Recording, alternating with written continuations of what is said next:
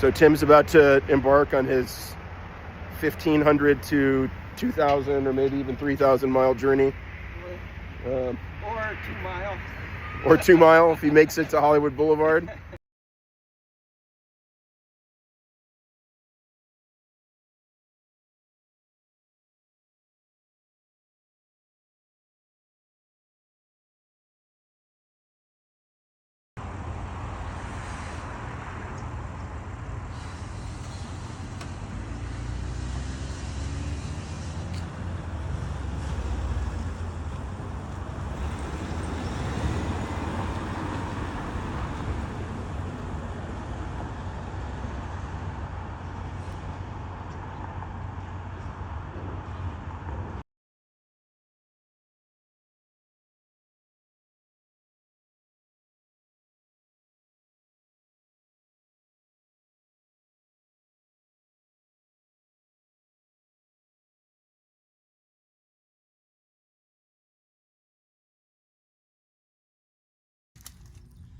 A one-person tent takes shape by placing 2 poles in grommets, then securing the poles in an arc with clips and a cross strap. A tiny arc is formed to be under the arc of the sky. On my trip, these spatial arcs seem to correspond with others, arcs of time, of social relationships, and of mind-spirit. Before my trip, I referred to it as a kind of hermitage. I did have and appreciate extended times alone, but unexpectedly it was a trip anchored in and shaped by social relationships. In a sense, 2 families at the beginning and 2 at the end were like grommets, and one in the middle of the journey was like the cross strap. They contributed to stabilizing and shaping my journey, though most of my time was spent alone and outdoors, day and night.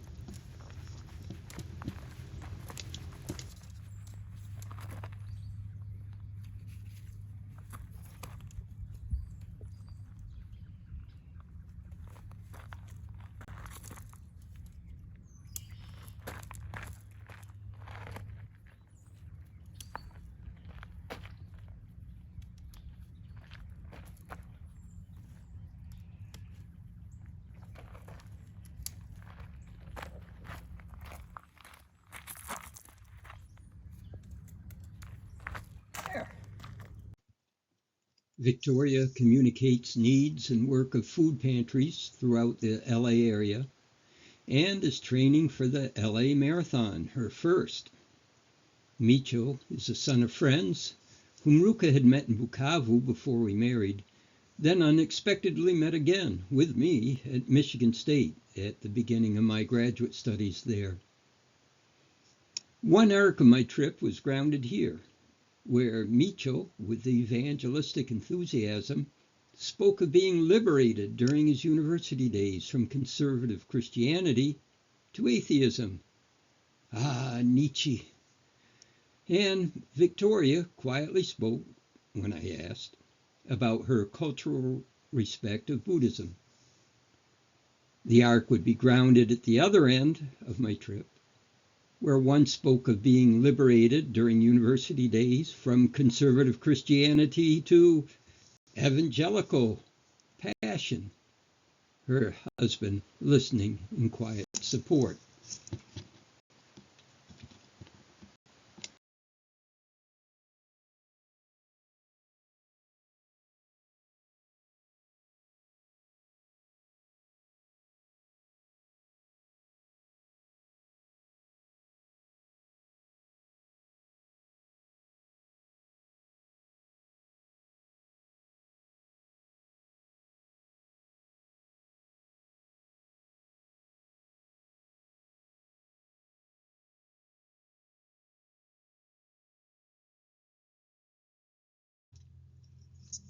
During most of my 3 years at Fuller, I volunteered at Union Station, Pasadena.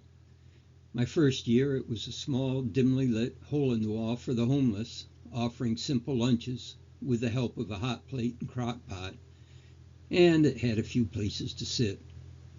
Since then, it has developed into this building and other places in the area providing transitional housing and a host of other social services under the leadership of Bill Doulos. He had changed his last name to the one meaning slave in Biblical Greek. Before coming to Pasadena to study at Fuller, Bill worked with Clarence Jordan, founder of Koinonia Community and Habitat for Humanity, and writer of the Cotton Patch Gospels.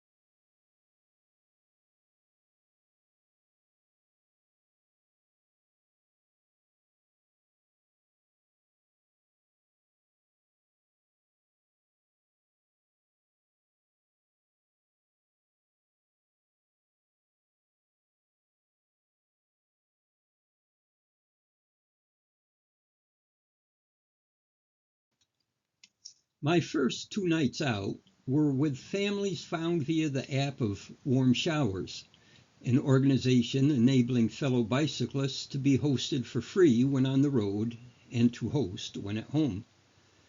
The family with whom I connected most was here, in the transition from LA to desert via orange groves.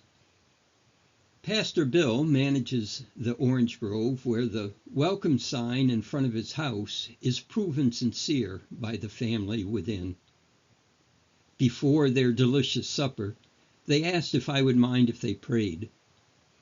This led afterward to talk of the work in Bible translation I did for many years, and to his being brought up in Brazil as the son of a pilot for Missionary Aviation Fellowship, the same organization that would provide flights for me to villages in Zaire, Cameroon, and Chad.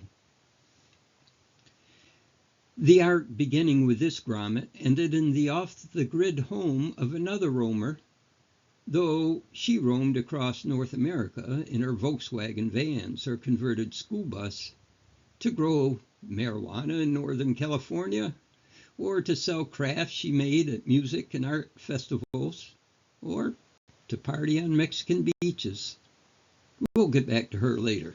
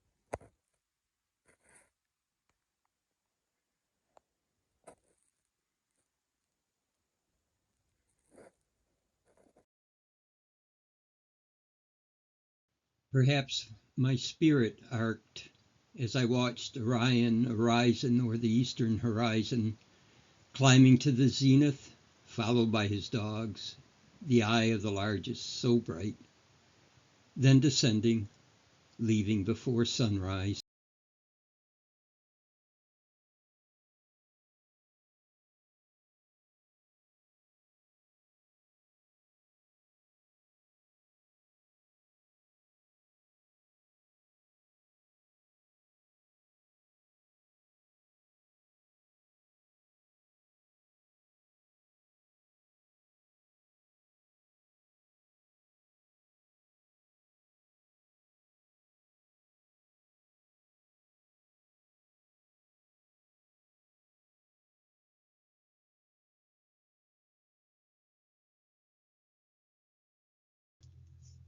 Soon after I arrived at her family's place in Phoenix, Mama Dadi asked, Kumuze, ukuna jama, kwa sababu gani unatembea hivi kwa kinga?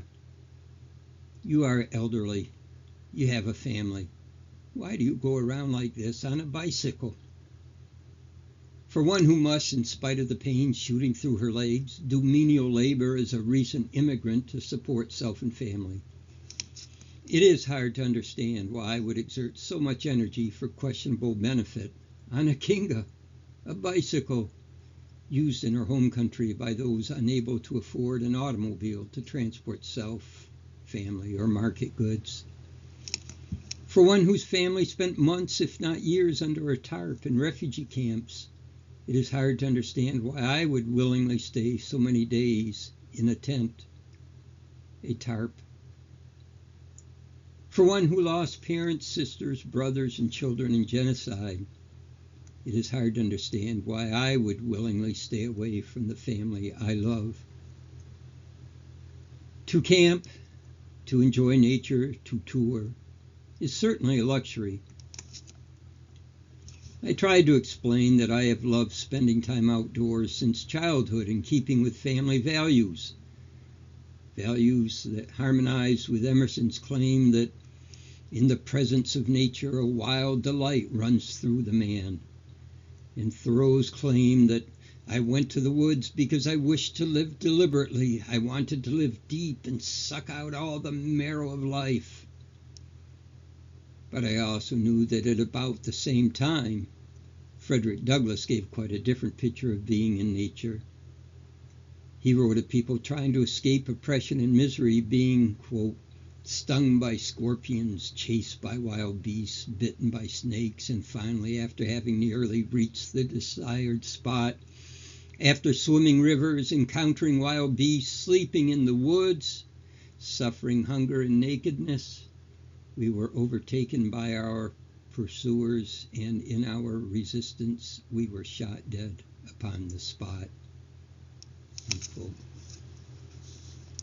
I tried to explain to Mama Dadi that I think of my times in the wilderness as a special time of prayer. But I know that since ancient times, the piety of voluntarily fasting has been suspect, if not detestable, when undertaken by well-fed and housed, who are surrounded by and unresponsive to people unable or struggling to meet basic physical and social needs. And I saw such people throughout my trip, especially in LA, its suburbs, and Tucson. Mama Dadi knew that I had chosen to begin my trip at the same time that Ruka had gone to Germany to help care for the newborn of a niece.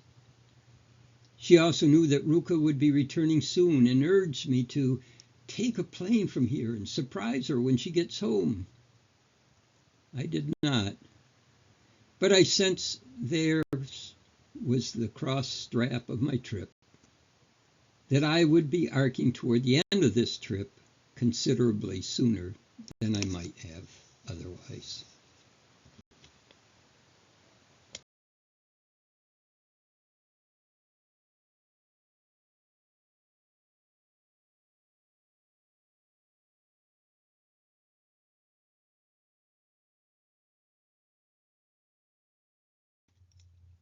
In addition to the grommets and cross strap of this trip were the social psychological clips throughout that were provided by communications with family and friends.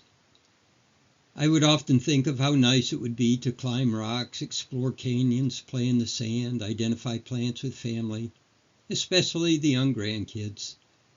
And occasionally I would send some videos their way. I've heard that this one got the most views.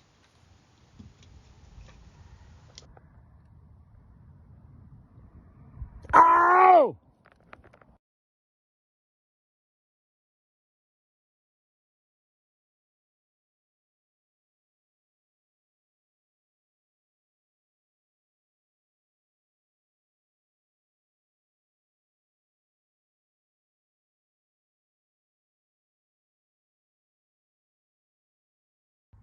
So this is my campsite for the night. I'm thinking of calling it Camp Cactus. But there are other good names. It could be Shema's Shelter, or Sophie's Sojourn, or Leo's Lodge, or Sasha's Siesta, or Noam's Nook. But I'll tell you why I thought of Camp Cactus, because where I am there are at least 3 different kinds of cactus right next to my tent. This is called the strawberry hedgehog cactus. Well, strawberry because at certain times of the year it bears a fruit that's like a strawberry and tastes good. Hedgehog's another word for porcupine. And I think you can guess why it might be given a name that resembles it to a porcupine. And this is a prickly pear cactus. Gets bigger than the strawberry hedgehog. But the prickly pear, like its name suggests, also has fruit. It's not at this time of year, but it does give fruit. And they're little fruits called pears. And then you have this cactus here, and that's called saguaro. It sounds Spanish, but it actually comes from a Native American word for giant cactus, saguaro. So, in case I can't remember the names after my dear grandchildren, I think I'll just keep it simple and call it Camp Cactus.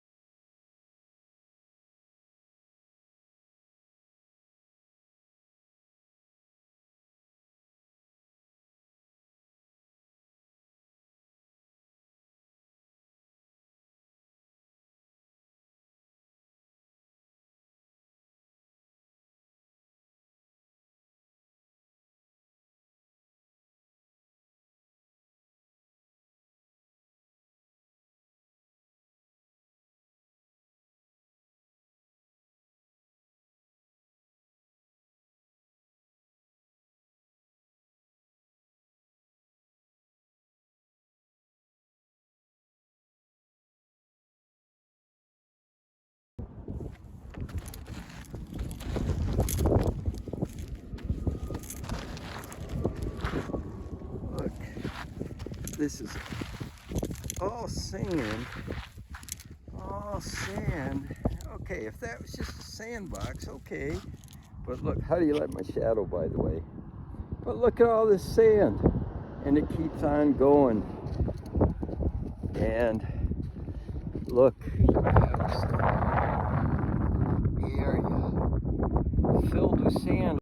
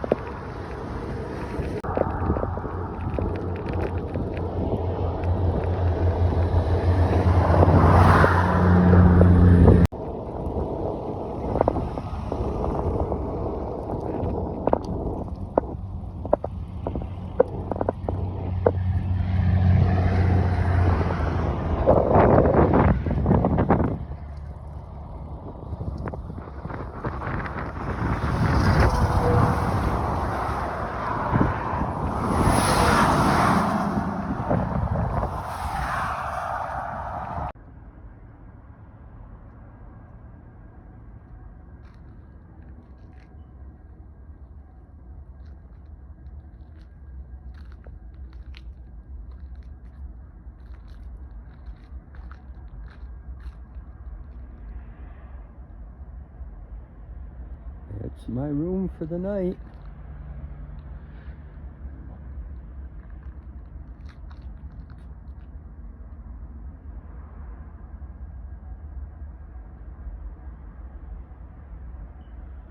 I may be the only one here. Actually, I rented the whole motel so that I could have the whole place to myself.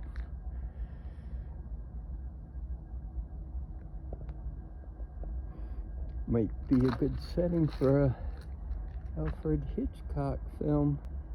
There's a train rails over there.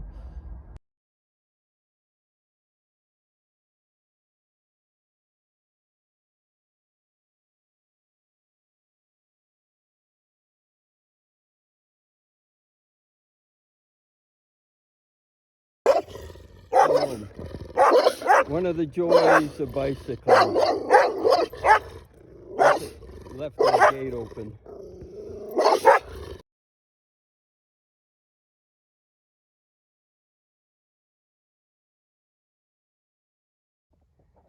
This is the road I came down last night to get to Francine's house, she offers her place for hospitality to couch surfers and bicyclists. These are her neighbors. It's a community of like-minded people that want to live simply, environmentally positive, and off the grid. So I came down that road and then came to Francine's and was greeted by her dogs and by Francine. And this is her incredible place. And that is Francine. So the entrance to her... We'll do that last. We're going to do the entrance to the house, but these are her solar panels. This can run a generator. This one she's got so that she can flip it, get the morning light, and then she flips it in the afternoon to get the western light of the sun from the west. And we're facing west now. And Okay. I have to make an outdoor kitchen here. I didn't make my eaves long enough. Oh. Anyhow, to bring the tin out to noon. Oh. So, and this is the tunnel to China. Oh, this is the tunnel to China. And that's an aluminum satellite dish that I'm going to make as a roof for my shower house. Oh, okay. All right. This is her house, of course.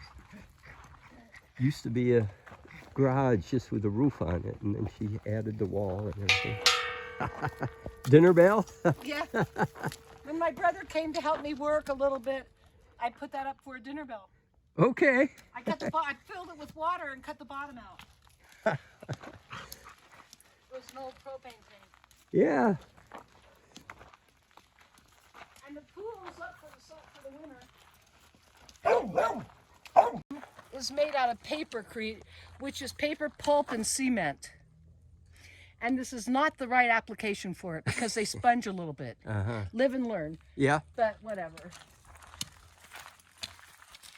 And this is the party area.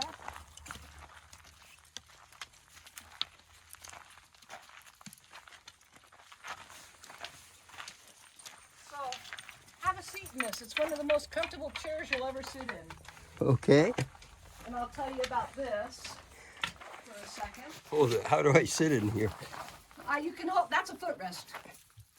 No, the thing hanging, that rope, no.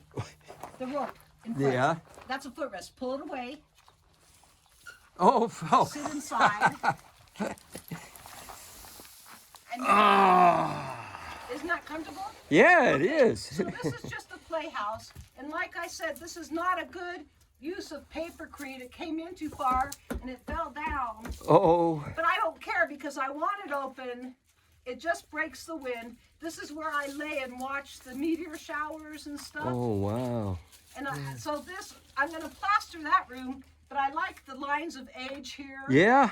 So I'm going to leave it, but I want this to be a mud bench that goes all the way around and into the steps. And then maybe cement it or tile it so you don't get dusty, and you can put a little fire in the center. Wow. And I'm thinking about taking this junk and putting the big pieces up, but filling in that place under the bed up there.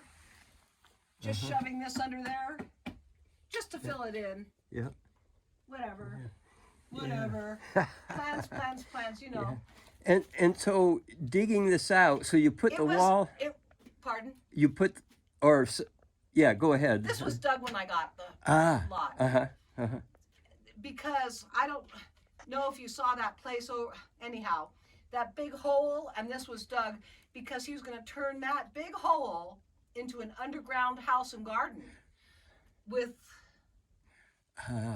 yeah, with a cover or dome. Yeah. And I wasn't into it. Yeah. There's one over there, and I didn't want one here. Okay. Whatever. Yeah. Storage places.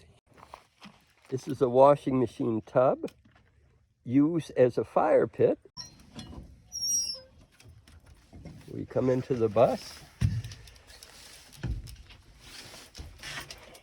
So the bus now, when I was living in here, this was that kitchen counter that I have in my house with cupboards. And then there was a little stove and refrigerator over here. But I put the treadle sewing machine in, and this is for crafts because I pound metal and do different things. So it can be used for crafts. So it turned into a craft room guest house. And these are tiger oak armoires. Wow. Because there's the wheel wells here. What do you do with it? So I cut out the sides, and so these doors open up and close off the back area. Oh, okay. So when I was traveling, I had a porta potty under there because when you're in Mexico and stuff, they don't have dump stations. Yeah. So I take the porta potty like a suitcase and dig a hole or flush it down a toilet, and you could shut off the back area. Yep. Yeah. And then when I was traveling, I'd take out the wood stove and put it in a storage area and put a cast iron thing on the hole with silicone on the top. And I'll show you the bed where I stayed last night. I could look out at the stars through the windows. In the morning, I could see the sunrise coming up. Yeah. Yeah. I love all the windows. And this stays pretty nice in the winter because of solar gain. And then this heats it up really well. And in the summer, you can breeze it and shade it and open the windows or whatnot. Yeah. Yeah. Great. Ah.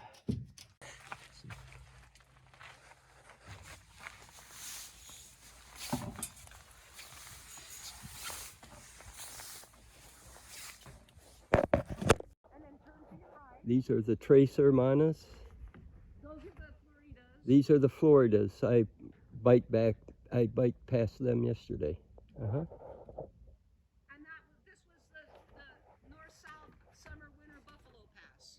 Yeah, It was so all grassland until like the ranchers. used to be grassland up here that the buffalo could graze on up until about 200 years ago. Yeah, till the ranchers overgrazed with Yeah. cattle and sheep, turned it into scrub.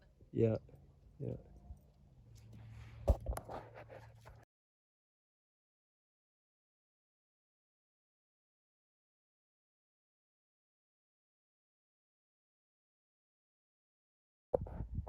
See that black line beyond the fence, about as far as you can see on the camera, I think.